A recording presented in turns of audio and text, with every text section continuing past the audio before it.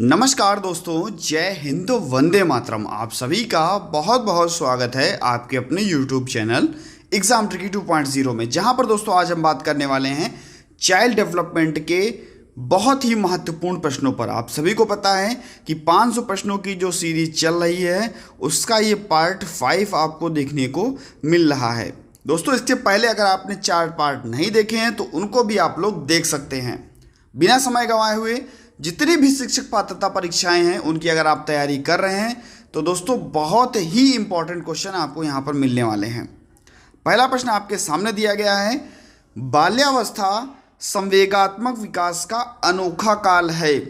बहुत बार दोस्तों पेपर में पूछा गया प्रश्न और इतना इंपॉर्टेंट प्रश्न है कि वेरी वेरी इंपॉर्टेंट यहाँ पर लगाइएगा। कह रहा है कि बाल्यावस्था संवेगात्मक विकास का अनोखा काल है।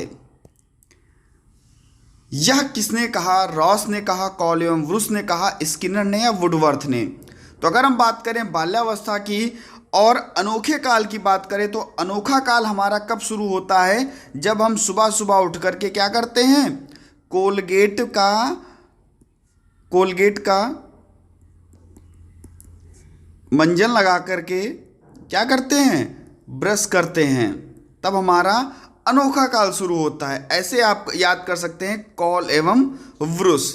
बी ऑप्शन बिल्कुल आपका दोस्तों सही हो जाएगा। नेक्स्ट अगर हम बात कर लेते दोस्तों आपके दूसरे प्रश्न की, किशोरावस्था अपराध प्रवृत्ति का नाजुक समय है।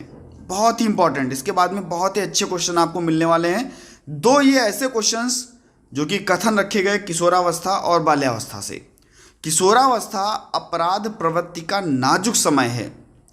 अगर हम बात करें नाजुक समय की तो सबसे नाजुक समय कब होता है? जब हम अपने प्यार का इजहार करते हैं। किस दिन? वैलेंटाइन के दिन। तो भैया ये कथन कहा था वैलेंटाइन जी ने। सी ऑप्शन बिल्कुल आपका सही हो जाएगा। बिल्कुल सी ऑप्शन आपका सही हो जाएगा। अगर आपको प्रश्न अच्छे लग रहे हो तो वीडियो को लाइक करना ना भूलिएगा और सभी मित्रों तक एक बार वीडियो को शेयर भी कर दीजिएगा। चैनल पर नए थे, चैनल को सब्सक्राइब करने के बाद में बेल आइकन में ऑल का ऑप्शन प्रेस कर लीजिएगा। प्रश्न नंबर तीसरा, ने सामूहिक अचेतन का संप्रत्यय दिया। किसने सामूहिक अचेतन का संप्रत्यय दिया?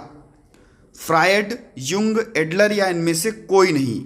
दोस्तों टेलीग्राम ग्रुप ज्वाइन कर सकते हैं एग्जाम ट्रिकी 2.0। आप सर्च करेंगे आपको मिल जाएगा, आप उसको ज्वाइन भी कर सकते हैं। तो भैया युंग ने सामूहिक अचेतन का संप्रत्यय दिया। ए ऑप्शन बिल्कुल आपका सही हो जाएगा। नेक्स्ट अगर हम बात कर लेते हैं, अधिगम का सबसे उपयुक्त कार्य है। अधिगम यानी कि लर्निंग, और लर्निंग का सबसे उपयुक्त कार्य क्या है? व्यक्तिगत समायोजन, सामाजिक एवं राजनीतिक चेतना, व्यवहारिक परिवर्तन, स्वयं को रोजगार के लिए तैयार करना। भैया अगर हम किसी चीज़ को याद कर रहे हैं, किसी चीज़ का अधिगम कर रहे हैं, तो भैया जो भी हमारा व्यवहार होगा उसमें परिवर्तन देखने को मिलेगा। तो यहाँ पर आपका जो ऑप्शन है ये सही हो जाएगा, सी वाला। ठीक है, व्यवहार परिवर्तन। नेक्स्ट अगर हम बात कर लेते हैं पियाजे के अनुसार, और बहुत बार दोस्तों पियाजे ने कितने चरण दिए? 4 चरण दिए। कौन कौन से? संवेदी प्रेरक अवस्था, या जिसको हम लोग संवेदी गामक अवस्था भी बोलते हैं, पूर्व संक्रियात्मक अवस्था, मूर्त संक्रियात्मक अवस्था, औपचारिक संक्रियात्मक अवस्था, या जिसको हम अमूर्त संक्रियात्मक अवस्था भी कहते हैं। आप सभी को पता होगा इसके बारे में कि ये भैया 0 से 2 वर्ष, ये भैया 2 से 7 वर्ष, 7 से 11 वर्ष और 11 से 14 वर्ष लगभग या 15 वर्ष के करीब में आपकी औपचारिक या अमूर्त संक्रियात्मक अवस्था। यहाँ क्या कह रहा है कि पियाजे के अनुसार संज्ञानात्मक विकास के चरण पर बच्चे का जो वस्तु स्थायित्व को प्रदर्शित करता है। किस चरण में बच्चा वस्तु स्थायित्व को प्रदर्शित करता है? तो ये हो जाएगा आपका संवेदी प्रेरक चरण में बच्चा वस्तु स्थायित्व को प्रदर्शित करता है। ए ऑप्शन आपका बिल्कुल सही हो जाएगा। नेक्स्ट अगर हम बात कर लेते हैं, सीखने की प्रक्रिया में शिक्षक की भूमिका होनी चाहिए। भैया किसी भी प्रकार से बच्चे को सिखाना है, और बच्चे को सिखाना है तो शिक्षक की क्या भूमिका होगी? सुगमकर्ता की होगी, अनुदेशनकर्ता की होगी, प्रशिक्षक की होगी या नियंत्रणकर्ता की होगी? तो सीखने की प्रक्रिया में शिक्षक की भूमिका जो है वो सुगमकर्ता की होनी चाहिए। ए ऑप्शन बिल्कुल आपका सही हो जाएगा। नेक्स्ट अगर हम बात कर लेते हैं, राष्ट्रीय पाठ्यचर्या की रूपरेखा 2005 के अनुसार अधिगम अपने स्वभाव में ... है। राष्ट्रीय पाठ्यचर्या रूपरेखा 2005 अधिगम अपने स्वभाव में कैसा है? निष्क्रिय सरल, सक्रिय सामाजिक, निष्क्रिय सामाजिक या सक्रिय और सरल?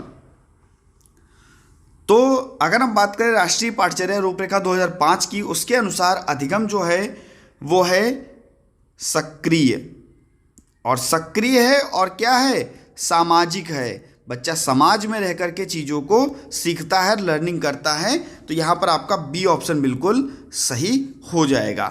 नेक्स्ट अगर हम बात कर लेते हैं, एक परिस्थिति में अर्जित ज्ञान का दूसरी परिस्थिति में उपयोग करना। बहुत बार दोस्तों वेरी वेरी इंपॉर्टेंट क्वेश्चन, ऐसे क्वेश्चन आपको बहुत बार पेपर में देखने को मिलते हैं, खास करके यदि आप यूपीटीटी का एग्जाम देने जा रहे हो। एक परिस्थिति में अर्जित ज्ञान का दूसरी परिस्थिति में उपयोग करना क्या कहलाता है? अधिगम सीखने की विधियां, सीखने में पठार, सीखने में स्थानांतरण या सीखने में रुचि। अगर हमारे पास एक ज्ञान है और हम उसी ज्ञान का दूसरी परिस्थिति में उपयोग कर रहे हैं, मान लीजिए कि हमको आ रही है साइकिल चलाना, साइकिल चलाना हमको आ रहा है, और साइकिल चलाने के बाद में हम अब क्या चलाएंगे? अब हम चलाएंगे मोटरसाइकिल। तो भैया एक ज्ञान का उपयोग दूसरी परिस्थिति में हम कर रहे हैं, मोटरसाइकिल चलाने में कर रहे हैं, तो ये भैया आपका सीखने का स्थानांतरण कहलाता है। सी ऑप्शन बिल्कुल आपका सही हो जाएगा। नेक्स्ट अगर हम बात कर लें, अनुभव द्वारा व्यवहार में परिवर्तन कहलाता है। बहुत ही इंपॉर्टेंट है दोस्तों, अनुभव द्वारा व्यवहार में परिवर्तन कहलाता है। स्मृति, सीखना, प्रेरणा या चिंतन? अनुभव द्वारा व्यवहार में परिवर्तन कहलाता है। जल्दी से बताइए दोस्तों, ये कहलाता है सीखना। अनुभव द्वारा व्यवहार में परिवर्तन ही सीखना है। दोस्तों यहाँ पर आपका बी ऑप्शन सही हो जाएगा। नेक्स्ट अगर हम बात कर लें, चिंतन प्रारंभ होने की आवश्यकता है। भैया चिंतन कब प्रारंभ होता है? जाहिर सी बात है, हम जब ही चिंतन करते हैं जब हम कहीं ना कहीं किन्हीं चीज़ों में फंसे होते हैं, और फंसे होते हैं तो कोई ना कोई हमारे साथ में समस्या होती है, और समस्या होती है तभी हम चिंतन करते हैं और हमें क्या मिलता है? उस समस्या का समाधान मिलता है। तो यहाँ पर डी ऑप्शन बिल्कुल आपका सही हो जाएगा। चिंतन प्रारंभ होने के लिए आवश्यक क्या है? चिंतन जब ही प्रारंभ होगा जब हमारे सामने कोई ना कोई समस्या होगी। नेक्स्ट अगर हम बात कर लेते हैं, क्रेस्मर, बहुत ही important, very very important question लगाइएगा। क्रेस्मर ने व्यक्तित्व को निम्नलिखित में से प्रमुख प्रकार में वर्गीकृत किया। सुडौल, कृस्काय जिसको दुर्बल कहा जाता है, या गोलकाय या उपयुक्त सभी? तो भैया क्रेस्मर की अगर हम बात कर लें तो ये भैया कहाँ के थे? ये थे भैया जर्मनी के मनोचिकित्सक या मनोवैज्ञानिक। इन्होंने बताए अपने व्यक्तित्व में 4 प्रकार, जिसमें से सुडौलकाय, आपका कृस्काय, गोलकाय, एक आपका बताया डिस्प्लेस्टिक।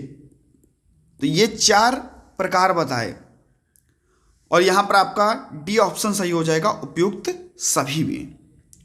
नेक्स्ट अगर हम बात कर लेते हैं, टीईटी का उद्देश्य, यानी कि टीचर एलिजिबिलिटी टेस्ट जो आपका कराया जाता है, टीईटी कराई जाती है, उसका उद्देश्य क्या है?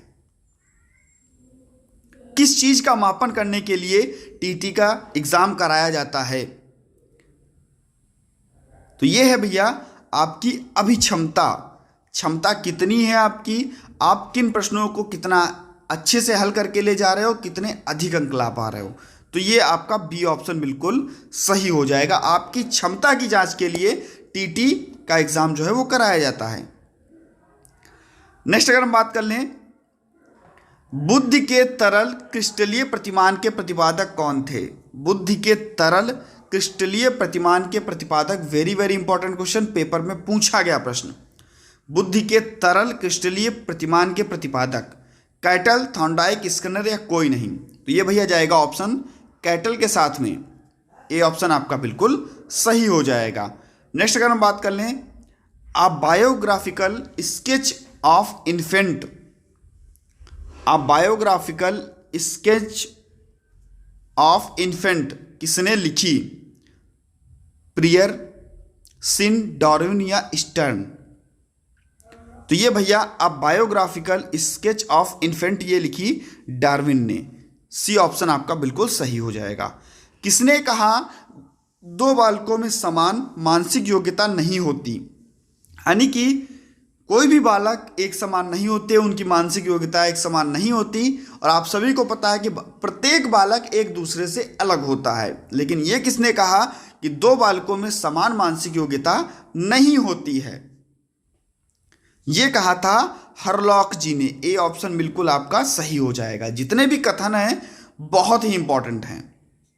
नेक्स्ट अगर हम बात कर लें, बहुत ही इंपॉर्टेंट, आप सभी को बताया गया कि निःशुल्क एवं अनिवार्य शिक्षा का अधिकार अधिनियम कितने वर्ष के बच्चों के लिए मुफ्त शिक्षा का प्रावधान लाता है? आप सभी को बताया गया था और इसके बारे में RTE एक्ट के बारे में आपको बताया गया, right to education act, free and compulsory education. आपको बताया गया कि भैया आया कब? 2009 में। और 1 अप्रैल 2010 से इसको क्या किया गया? शुरू किया गया, लागू किया गया। और इसमें बात की जाती है 6 से 14 वर्ष के जितने भी बच्चे हैं सभी को अनिवार्य शिक्षा दी जाए और निःशुल्क शिक्षा दी जाए। तो यहाँ पर ए ऑप्शन बिल्कुल आपका सही हो जाएगा। ये प्रश्न मैं आपको एक बार से 2 बार करा चुका हूँ, क्योंकि ये इतना इंपॉर्टेंट प्रश्न है और बहुत बार आता है। और कभी कभी क्या होता है, हम सरल प्रश्नों को गलत कर देते हैं तो बहुत दुख होता है दोस्तों। ऐसे प्रश्न आपको पेपर में जरूर देखने को मिलते हैं। नेक्स्ट अगर हम बात करते हैं, आधुनिक मनोविज्ञान के जनक हैं। आधुनिक मनोविज्ञान के जनक हैं तो ये हैं भैया आपके विलियम जेम्स जी।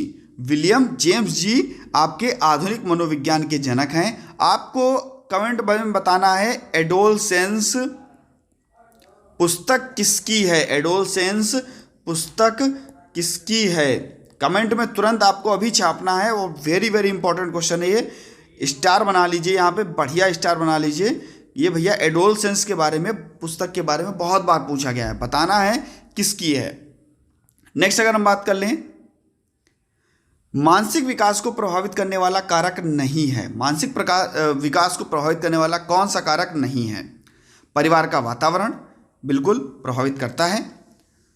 परिवार की सामाजिक स्थिति बिल्कुल, आर्थिक स्थिति, ये सभी चीज़ें जो है मानसिक कारक को प्रभावित करती हैं। लेकिन धार्मिक वातावरण जो है ये मानसिक विकास को प्रभावित नहीं करता है। बी ऑप्शन बिल्कुल आपका सही हो जाएगा।